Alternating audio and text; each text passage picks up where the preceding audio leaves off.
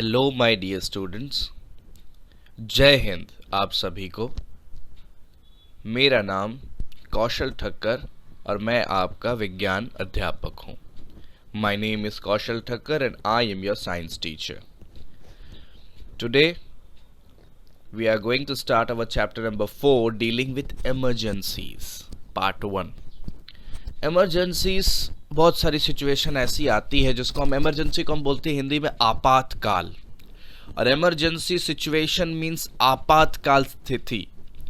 आपातकाल स्थिति में हमें किस तरीके से बर्ताव करना चाहिए, किस तरीके के काम करने चाहिए, हमें पता होना चाहिए कि अगर ऐसी इमरजेंसी सिचुएशन है तो इसमें बचाव कार्य मीन्स अगर मुझे सरवाइव करना है, बचना है इससे, तो मैं क्या करूं। ठीक है, तो dealing with emergency is a very important topic. Okay, आपके एवरीडे लाइफ के लिए काफ़ी इंपॉर्टेंट टॉपिक है। ठीक है, so start we are going to start our first slide. Wow, introduction it is accidents can take place anywhere and at any time. We all know that we were driving at the road and we are always traveling, doing so many activities in our daily life, so accidents might be take place. Okay, so it is common to all of us that sometime we met with any accident, so we might have to face different types of accident at home also, at the playground or at the road, wherever we are doing any of the activities, we can meet with an accident. So they usually occur when we least expect them. और accident में तभी होता है ना जब हम कभी expectation होता ही नहीं हमारा कैसा हो जाएगा हमारे साथ, तभी होता है। Okay, so therefore it is wise to know how to deal with these emergencies. तो समझदारी इसी में है कि आपको पता रहना चाहिए कि हमें किस तरह की आपातकाल स्थिति में किस तरीके के काम करने हैं। ड्यूरिंग एन इमरजेंसी, किसी भी तरह की इमरजेंसी हो, कॉमन चीज़ें क्या करनी है सभी में आपको। पहली चीज़, stay calm and use common sense. सबसे पहला आपको शांत रहना, पैनिक नहीं करना। अरे ये हो गया, ऐसे कैसे हो गया, ऐसे कैसे होगा, ओहो ऑलरेडी हार्ट बीट बढ़ जाएगा आपका। नहीं नहीं, बिल्कुल शांत स्वभाव रखना है। ठीक है, और कॉमन सेंस का यूज करना है कि अब ऐसा है तो कैसे निकलेंगे। Just think about your problem, think about the solution के how we can tackle this problem. Okay, call adults immediately for help. आप अगर बच्चे हैं, आप लोग सभी बच्चे हैं फिलहाल, अगर किसी बच्चे के साथ कोई इमरजेंसी घटना हो जाए तो उसे तुरंत ही अपने बड़ों को इन्फॉर्म करना चाहिए उसके बारे में, बिकॉज वो उतना ज़्यादा बड़ा नहीं होता कि वो उसको खुद सॉल्व कर सके। तो आई थिंक ही और she will need help of adults. Okay, give first aid if possible. अगर पॉसिबल है और किसी के साथ कोई घटना घट गई है तो उसको पहले फर्स्ट एड देना चाहिए। अब व्हाट इज फर्स्ट एड ये मैं अगले स्लाइड में बताऊंगा।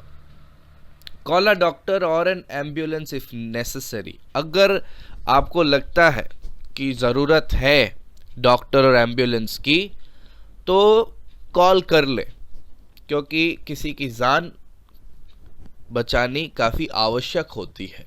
ठीक है, अगला स्लाइड, और सबसे पहले आया फर्स्ट एड। बेटा फर्स्ट एड जो है ना, डॉक्टर के आने के पहले की प्रक्रिया होती है किसी पेशेंट के साथ में, जो normally first aid is the immediate help. सबसे प्राथमिक हेल्प जो होता है, प्राइमरी हेल्प, सबसे पहला help given to the injured person, जिसको चोट लगी हुई है उसको हम देते हैं फर्स्ट एड डॉक्टर के आने से पहले। फर्स्ट एड में सारी नॉर्मल चीज़ें होती है, ट्रायंगुलर बैंडेज होगा, इमरजेंसी ब्लैंकेट होगा, इलास्टिक बैंडेजेस होंगे, कूल पैक्स होंगे, गॉज रोल होगा, बैंडेज होगा, टेप होगा, ग्लव्स होगा। ठीक है, इमरजेंसी कॉन्टैक्ट इन्फॉर्मेशन हो सकता है, ट्वीज़र्स होंगे, सीजर होंगे।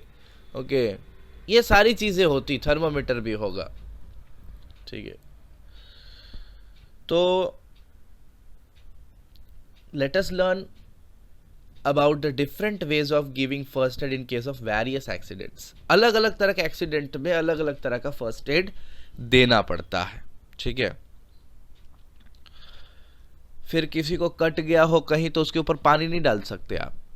किसी को कट गया, लाए एक बाल्टी पानी डाल दिए उसके ऊपर, ऐसा नहीं होता है, वो देखना पड़ता है, ठीक है।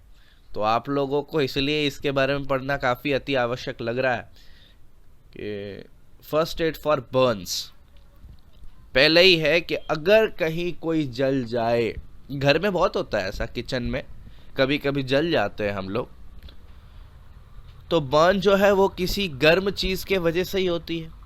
जैसे कोई फ्लेम हो गया, कैंडल फ्लेम ही हो गया, उसी से जल गए, कहीं आग लग गई उसी से जल गए, इलेक्ट्रिसिटी के वजह से बहुत सारे आग लगते हैं, स्टीम हो गया, भाप से भी जल जाते हैं लोग, क्रैकर्स पटाखे फोड़ते फोड़ते तो काफ़ी किस्से होते हैं दीपावली में, हॉट लिक्विड्स, हाँ गर्म पानी गर्म दूध, और बाय केमिकल्स। और ये केमिकल वाला तो बहुत खतरनाक है, केमिकल बर्न भी होता है। तो व्हाट टू डू, सबसे पहले जिस जगह में जले हो वहां पर एकदम ठंडा पानी, तुरंत जैसे ही जले ना वैसे ही उस एरिया को रनिंग कोल्ड वाटर के अंदर कर दे। ठंडा पानी नल में आ रहा हो ना तो नल चालू करके हाथ वहां पर जो पार्ट आपका जला हुआ है उस पार्ट को ठंडा पानी का सामने में, ठंडे पानी के सामने में थोड़ी देर तक रख दें। Gently clean the injured area and apply ointment और spray for relief from burning sensation।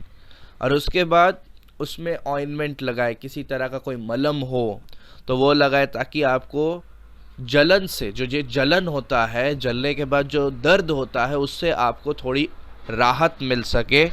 इसलिए आप जेंटली धीरे धीरे करके वहाँ पर किसी तरह का स्प्रे या किसी तरह का मलम, ऑइंटमेंट वो लगा लें। Do not put ice, cream, lotion और ऑयल ऑन बर्न्स। जहाँ जला हुआ हो वहाँ पर कभी भी आप बर्फ़ ना लगाएं, आप किसी तरह का लोकल क्रीम ना लगाएं, जैसे बोरोप्लस हो गया या फिर कोई और, आप लोशन ना लगाएं किसी तरीके का, ऑयल ना लगाएं क्योंकि ये उस एरिया को और ख़राब कर सकता है। ओके, सो ये था first aid for Burns. Now Burns from chemical, because हमने देखा था केमिकल का बर्न एक अलग था। ये देखिए केमिकल के बर्न का फोटो मैंने दिया आपको। केमिकल का बर्न ऐसा होता है, पांव देखिए ऊपर। Wash the burnt area thoroughly with water, do not cover it with anything. Chemical से बर्न हो तो पानी से पहले धोइए, फिर कवर मत कीजिए कभी आप। केमिकल से जले हुए को कवर नहीं किया जाता। Give the victim plenty of water to drink, पानी पीने के लिए ज्यादा दीजिए। जिस व्यक्ति को केमिकल बर्न है उसको ज्यादा से ज्यादा पानी पिलाएं।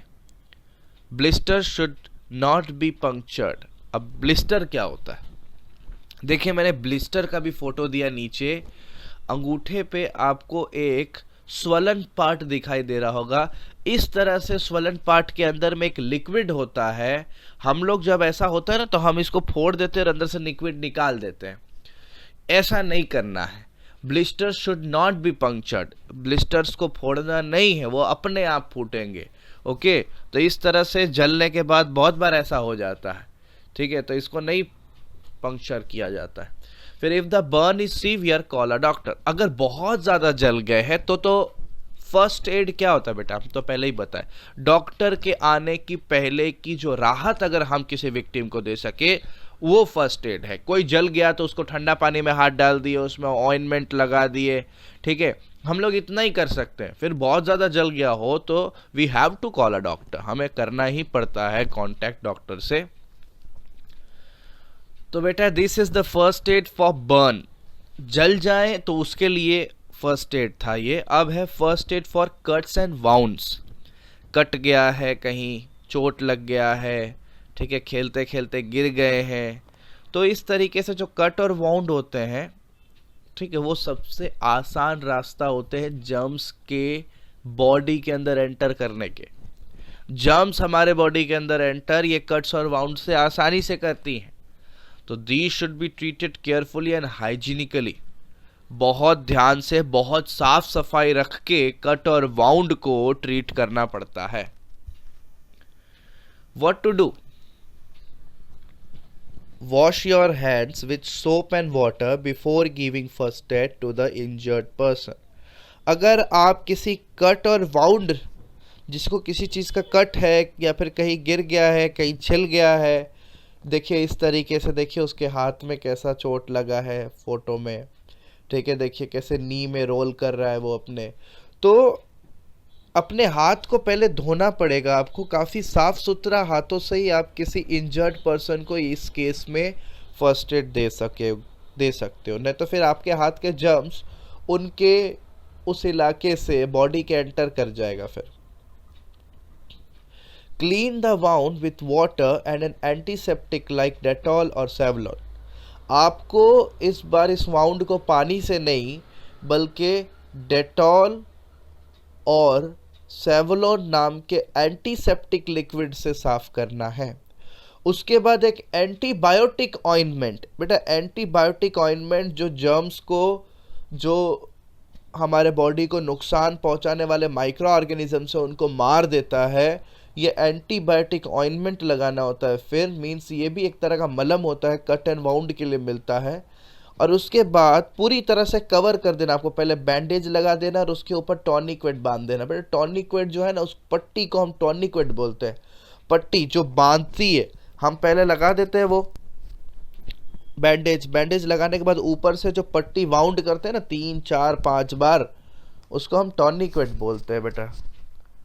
तो टॉर्निक्वेट से आपको पूरी तरह से बैंडेज को कवर कर देना है. फिर एंटीबायोटिक ऑइंटमेंट भी पहले लगा लेना है. उससे पहले एंटीसेप्टिक लिक्विड डेटॉल या सेवलॉन से साफ कर लेना है. तो ये सारी चीज़ें आपको करनी होंगी. We can also use ice और slight amount of iodine to stop bleeding from a deep cut. अगर बहुत बड़ा कट है और उसमें से खून बंद नहीं हो रहा तो आप बर्फ़ या आयोडीन का यूज़ कर सकते हैं. उससे खून बंद होने में सहायता मिलेगी. और अगर वाउंड ज़्यादा डीप है तो आप कुछ नहीं कर सकते. You have to call the doctor, ठीक है, क्योंकि वहाँ पर फिर स्टिचेस की आवश्यकता होती है. सिलना पड़ता है उस इलाके को, और वो डॉक्टर ही कर सकते हैं. टाँके आना, हम हिंदी में बोलते हैं टाँके आते हैं, ठीक है. तो स्टिचेस आ सकती हैं अगर बहुत ज़्यादा डीप कट है तो हम फर्स्ट एड से उसके खून को नहीं रोक पाएंगे. तो we have to call a doctor on that emergency situation. If a wound और cut is caused by a rusty metallic object, इसको ध्यान से सुनिएगा. अगर किसी तरह के मेटल ऑब्जेक्ट से आपको कट गया है, ठीक है, आप किसी मेटेलिक ऑब्जेक्ट के साथ काम कर रहे थे, सपोज़ आप नाइफ के साथ काम कर रहे थे, सपोज़ आप किसी दरवाजे के साथ काम कर रहे थे, तो वो जो आपका कट गया, ठीक है, तो बेटा उसको फिर हमें एक डॉक्टर से कंसल्ट करना पड़ता है एंटी टेटनस इंजेक्शन के लिए. ओके, एंटी टेटनस इंजेक्शन के लिए हमें डॉक्टर को कंसल्ट करना पड़ता है. First aid for nose bleeds. Nose bleeds के लिए फर्स्ट एड का बात करें तो nose bleeds are common in hot and dry days. Hot और ड्राई डेज के लिए नोज ब्लीड्स काफ़ी कॉमन है. गर्मियों के समय में, सूखे दिनों में हो जाते हैं नोज ब्लीड्स. नाक से खून आ जाता है बिकॉज नाक के अंदर में काफ़ी छोटे छोटे ट्यूब्स होते हैं, काफ़ी छोटे छोटे ब्लड वेसल्स होते हैं, और वो ब्लड वेसल्स बेटा फट जाते हैं जिसके वजह से नाक से खून आता है. What to do? इस केस में हम क्या कर सकते हैं? जिस व्यक्ति को नाक से खून आ रहा है उसको बोलिए कि भाई आप सीधा बैठ जाइए और थोड़ा सा अपने हेड को झुका ले, टिल्ट कर ले, टेढ़ा कर ले. देखिए जैसे कि इसने किया है, नाक पकड़ के देखिए, फॉर्मली अबव नोस्ट्रिल्स, देखिए ऐसा किया. देखिए ब्लड वेसल्स भी दिख रहा है यहाँ पर नेसल सेप्टम के अंदर में, मतलब जो नेसल कैविटी है, नाक के अंदर की जगहें है, उसके अंदर मसल्स में कितने सारे ब्लड वेसल्स घूम रहे हैं. उसमें से कोई एक आध गर्मी के समय में काफ़ी ज़्यादा टेम्परेचर होने की वजह से फटता है, जिसमें से खून आता है, तो ask the person to breathe through his mouth and not to blow his nose. नाक से सांस लेने के लिए मना करना होगा उस पर्सन को, उसको बोलना होगा कि भाई आप मुंह से सांस ले, ठीक है। या तो आपको किसी तरह का आइस पैक या कोई गीला कपड़ा आपको उसके नोज पे रखना होगा, ताकि वो जो टेम्परेचर उसके नोज ने सहा है वो थोड़ा टेम्परेचर डाउन हो। और बहुत ज़्यादा हैवी ब्लीडिंग हो रही है तो आखिरकार कुछ नहीं बचता एक ही व्यक्ति है जिसे हम भगवान का दर्जा देते हैं, दैट्स अ डॉक्टर। तो डॉक्टर को बुलाना पड़ेगा।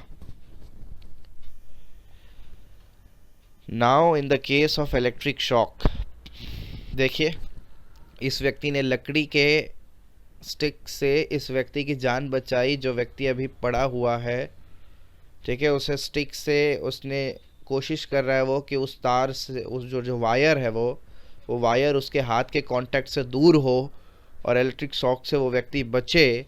तो इंजरीज जो है इलेक्ट्रिक करंट जब आपके बॉडी से पास होती है तो भी हो सकती है। बहुत बार हमारे बॉडी से भी इलेक्ट्रिक करंट पास होती है और हमें झटका लगता है। तो क्या करें? तो सबसे पहला स्टेप तो ये है कि कोई भी सोर्स ऑफ करंट है ना, उसका पहले स्विच ऑफ कर दे आप। या तो उस व्यक्ति को लकड़ी के स्टिक से उससे दूर कर दे। दो काम आप कर सकते हो। अगर आप स्विच ऑफ कर देते हो तो करंट अपने आप बंद हो जाएगा, और अगर आपको कहीं स्विच नहीं मिल रही है, जैसे कि अगर ये पोल है, पोल में कोई वायर है तो उसका स्विच तो आपको नहीं मिलेगा, तो ऐसे में आप वुडन स्टिक का यूज़ करके उस व्यक्ति को वायर के कांटेक्ट से दूर कर सकते हो। तुरंत जा करके विक्टिम को देखना होगा उसके बाद, और देखना होगा कि उसकी सांसें चल रही है कि नहीं, बिकॉज इलेक्ट्रिसिटी की वजह से बहुत बार दिल की धड़कन और सांसें दोनों बंद हो जाती हैं। मींस ये इतना आसान नहीं है इलेक्ट्रिक शॉक, बहुत बहुत खतरनाक इमरजेंसी सिचुएशन होती है विक्टिम के लिए। अगर पर्सन ब्रीथ नहीं कर रहा है, if the person is not breathing, call for emergency medical aid. Emergency medical aid के लिए कॉल करना पड़ेगा आपको। काफ़ी इमरजेंसी वो सिचुएशन होगी, जल्द से जल्द उसको कोई डॉक्टर अटेंड कर ले और जल्द से जल्द उसके लिए कुछ प्रोसीजर्स हो सके, ऐसा करना होगा तो ही जाकर के उस व्यक्ति की जान बच सकती है। अब हम बात करेंगे स्प्रेन्स की। First aid for sprain. Sprain का मतलब, जैसे कि देखिए ये जो लड़का है ये साइकिल चला रहा है। इससे साइकिल तो है नहीं, ये साइकिल जैसी ही है कोई चीज़, जिसे फिल्मों में भी देखा गया, काफ़ी अच्छा चलता है ये 2 पहिया वाला साइकिल, ठीक है। तो ये यही चला रहा बेचारा बच्चा, और इसका पाँव देखिए वो मुड़ गया, ठीक है। स्प्रेन को हम लोग बोलते हैं मोच आ जाना, इसको बोलते हैं मोच आना। पाँव में क्या हो जाता है बेटा, पाँव में या फिर कोई भी ऐसा जॉइंट की जगह पे जो टेंडन्स होते हैं, वो टेंडन्स या जॉइन या मसल्स जो है ओवर स्ट्रेच हो जाते हैं, काफ़ी ज़्यादा खिंच जाते हैं। खिंच जाने के वजह से क्या होता है, स्प्रेन होता है। या तो पूरी तरह से फट जाएंगे या तो खिंच जाएंगे, टियरिंग और ओवर स्ट्रेचिंग ऑफ मसल्स और टेंडन्स और जॉइंट। अब इस तरीके से जब आपका कोई मसल ज़्यादा खिंच जाए और फिर आपको मोच आ जाए, जिसको हम इंग्लिश में स्प्रेन बोलेंगे, in this case a person cannot move the affected part on his own and undergoes a lot of pain. इस केस में एक व्यक्ति मूव नहीं कर पाएगा और काफ़ी ज़्यादा उसको दर्द हो रहा होगा। तो क्या किया जाए इस केस में? तो भाई जहाँ पर उसको दर्द हो रहा है, जहाँ पर देखिए स्वेलिंग भी हो जाती है काफ़ी बार, वो जगह सूज भी जाता है, तो स्वेलिंग हो जाए तो वहाँ पर उस दर्द को कम करने के लिए आप आइस क्यूब्स का यूज़ बिल्कुल कर सकते हो। एक बैंडेज उसके अराउंड, गर्म पट्टी, क्रैप बैंडेज लगाना पड़ता है, ओके, ताकि बहुत ज़्यादा मूवमेंट उस एरिया का ना हो। तो मूवमेंट उस एरिया का नहीं चाहिए बिकॉज अंदर के मसल्स खींच चुके हैं, तो थोड़ा सा उसको मूवमेंट से बचना होगा उस इलाके को। Now we are going to see और discuss upon the first aid for fractures. ये काफ़ी कॉमन है, फ्रैक्चर बहुत हो जाता है। तो फ्रैक्चर होता क्या है, तो एक्चुअली बोन में क्रैक हो जाना या टूट जाना फ्रैक्चर कहलाता है। काफ़ी पेनफुल कंडीशन होता है ये पेशेंट के लिए, ठीक है। पेशेंट जो है वो फ्रैक्चर्ड एरिया को हिला भी नहीं पाते हैं, और उस जगह में कभी कभी स्वेलिंग भी हो जाती है, मतलब फूल जाती है, दर्द इतना होता है, दर्द के कारण से वो जगह भी सूज जाती है। वॉट टू डू, क्या करना चाहिए इस परिस्थिति में? इंजर्ड पर्सन को बहुत ज़्यादा हिलना डुलना नहीं चाहिए। स्प्लिंट्स का यूज़ करके ब्रोकन बोन को सपोर्ट देना चाहिए। देखिए स्प्लिंट, मुझे पता था ये शब्द से आपको तकलीफ होगी। देखिए किस तरीके से एक सीधी लकड़ी से उस जगह को बांध दिया गया जिस जगह की हड्डी टूटी है। देखिए ये सीधी लकड़ी स्प्लिंट है। ये स्प्लिंट बोन को एकदम स्थिर रखने में मदद करती है, स्टेबल रखने में मदद करती है। तो स्प्लिंट्स का यूज़ करना पड़ता है। इस तरह के कोई सीधी चीज़ हो, ज़्यादातर लोग लकड़ियों का ही यूज़ करते हैं। इस तरह देखिए लकड़ी से बांध दिया गया है अपने हाथ को, देखिए यहाँ पर, ताकि बोन्स जो है वो स्ट्रेट रहे। तो बेटा स्प्लिंट उसको बोलते हैं। स्प्लिंट और स्लिंग ये दोनों में आप ज़रूर कंफ्यूज करोगे। स्प्लिंट मतलब एक सीधी चीज़ जो आपको ये बोन को सीधी कर सके, और स्लिंग एक ट्रायंगुलर क्लॉथ होता है जो आपके पूरे हाथ को स्ट्रेट ऐसे ट्रायंगुलर शेप में, जैसे आपका हाथ है वैसे ही आपके हाथ को आपके गर्दन के साथ देखिए स्टिच करके सही तरीके से बिना हिलाए डुलाए रखेगा। तो स्लिंग जो एक ट्रायंगुलर पीस ऑफ क्लॉथ है वो आपको सपोर्ट करेगा आपके ब्रोकन आर्म को। Okay, do not massage the affected area और try to strengthen the broken bone. जो एरिया है उसका मसाज करने की आप कोशिश बिल्कुल भी नहीं करेंगे। Okay, do not massage the affected area और try to strengthen the broken bone. Massage नहीं करेंगे उस एरिया का, नहीं तो और ज़्यादा ख़राब हो सकती है स्थिति। और जब भी फ्रैक्चर होता है तो मेडिकल असिस्टेंस बहुत ज़रूरी है। आप इसके लिए बिल्कुल फ़र्स्ट एड नहीं कर सकते। फ़र्स्ट एड में आप सिर्फ इतना कर सकते हो कि सबसे पहले तो आप डॉक्टर को बुलाओगे, और डॉक्टर के आते आते अगर उसे काफ़ी ज़्यादा दर्द हो रहा है तो इस तरीके से आप स्प्लिंट या स्लिंग तो आप नहीं कर पाओगे, लेकिन स्प्लिंट तो हम कर सकते हैं। तो वो एक छोटा मोटा जो चीज़ है फर्स्ट एड में फ्रैक्चर का, वही हम कर सकते हैं। बाकी तो हमें बहुत जल्दी डॉक्टर की आवश्यकता है। Now first aid for snakes. उसके बाद भी और भी फर्स्ट एड्स बाकी हैं। ये लास्ट फर्स्ट एड होगा हमारा इस पार्ट का। अगले पार्ट में फिर हम देखेंगे first aid for snake bites. Why India is world's snake bite capital? Because 2.8 million snake bites a year. हर साल 20,80,000 स्नेक बाइट्स होते हैं हमारे भारत में, इसलिए भारत स्नेक बाइट कैपिटल भी कहलाता है वर्ल्ड में। तो जब भी किसी तरह के विषधर सर्प, मीन्स काफ़ी ज़्यादा जहरीला जो स्नेक होता है, सांप होता है, वो किसी को काटता है तो ये जहर उसके शरीर में फैल जाता है, जिसके वजह से उसको काफ़ी दर्द होता है, और जिस जगह वो काटता है वो जगह भी सूज जाती है। फिर वो जहर हमारे ब्लड में एंटर करता है और पूरे बॉडी में फैल जाता है। और snake bites can also be fatal. Fatal का मतलब होता है मर जाना। स्नेक बाइट्स की वजह से लोग मर सकते हैं। ठीक है, तो what to do in this case? Wash the bitten area with soap and water. सबसे पहले जहाँ काटा है वहाँ पर आपको साबुन पानी से धोना है अच्छी तरीके से उस इलाके को। Keep the area slightly elevated and apply a firm wet bandage 2 to 4 inch above the bitten area to prevent the venom from spreading.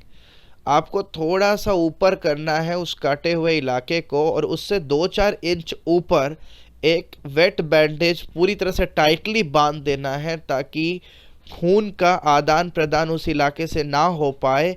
और खून अगर इस इलाके से उस इलाके जाएगा तो ये जो जहर है वो भी पूरे बॉडी में फैल जाएगा। तो जहाँ काटा है उसके 3-4 इंच के ऊपर काफ़ी टाइटली आपको एक बैंडेज बांध देना है, ताकि जो जहर है वो फैले नहीं और फैलने में उसको टाइम लगे। Take the victim to a doctor immediately for an anti venom injection. और जो विक्टिम है उसको तुरंत ले जाए डॉक्टर के पास। ओके, विक्टिम को तुरंत डॉक्टर के पास ले जाए और डॉक्टर उसको एंटी वेनम इंजेक्शन देंगे। ओ भाई, ये सांप का नाम जग्गू दादा है, और ये सांप बेचारा आराम से यहाँ पर जा रहा था, और ये व्यक्ति ने उसे रोका। इस बच्चे ने ये बोला तुमने क्या किया? तो सांप ने बोला अरे भाई, ऐसे क्यों देख रहे हो? मैंने इस बार कुछ नहीं किया है, मैं तो सिर्फ इंडिया में 2.8 बिलियंस को हर साल काटता हूँ। अरे भाई ये तो फ्रैक्चर है, देख हाथ पे तेरे पूरे पट्टी है, मैंने काटा होता तो एक ही पट्टी होती है। तो इस बच्चे को समझ में नहीं आया, तो ये सांप थोड़ा सा मजाक कर रहा था बच्चे के साथ, या बच्चा सांप के साथ, पता नहीं चला। लेकिन हमें तो इतना पता है कि हमने ये पार्ट 1 पूरा कर दिया है। और इसके साथ ही मैं आपको धन्यवाद करना चाहता हूँ कि आपने ये वीडियो पूरा देखा हो। तो लाइक कीजिए, सब्सक्राइब कीजिए चैनल को, ऐसा कुछ नहीं बोलूँगा लेकिन फिर भी लाइक करना, पहले तो पूरा देखना और फिर होमवर्क करना और फिर लाइव सेशन में मिलना। तब तक के लिए be safe, be at home. फिर से एक बार new year, Jai Hind and bye bye my dear students. Thank you so much.